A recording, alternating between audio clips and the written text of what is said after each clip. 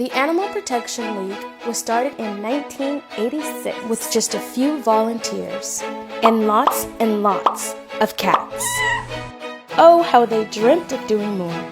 Slowly, they grew and many years later began a partnership with the Stockton Animal Shelter to help them continue the life-saving work. And amazing work at that.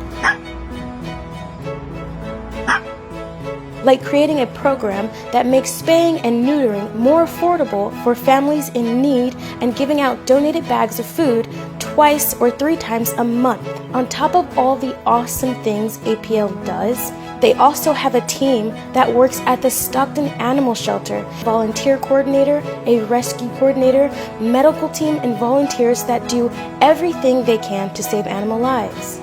Lives like Faye. When I started working with Faye, I remember her just laying on her side, not wanting to move.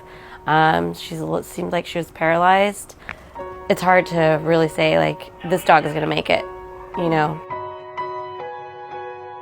More recently, some months ago, my dog of 13 years passed away, and so I waited a couple of months, and again, it's that whole thing, like I wanted my dog to have a companion dog, and so I was looking online, and I saw your website, and then I saw Faye, and I was like, oh my gosh, she's so cute.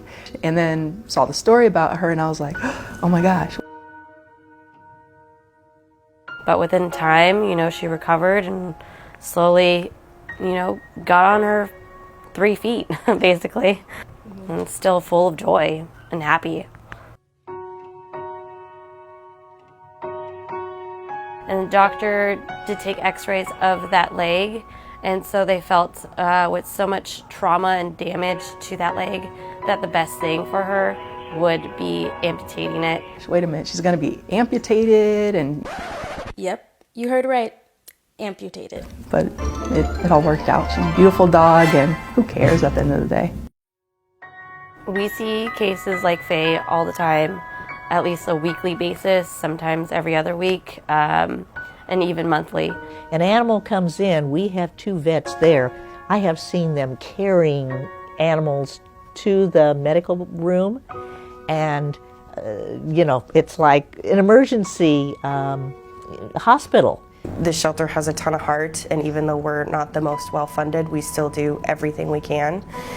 When we get those donations from the public, it allows us to go above and beyond for the animals in our care. I mean, to take care of all these animals costs a lot of money. We have a lot of different medications, a lot of pain medications, controlled substances we have to get to make sure that they're in good hands while they're here, that their comfort is okay, that they're well taken care of, they're getting their ailments are being treated appropriately. The amputations are very painful. They need good pain control after those animals have to go to the emergency clinic overnight for pain management there. They, of course, bill us for that. So when people donate, that money is so needed for us to be able to do what we do. And the fact that they so generously went through the whole surgery process and took that financial burden on, that was significant.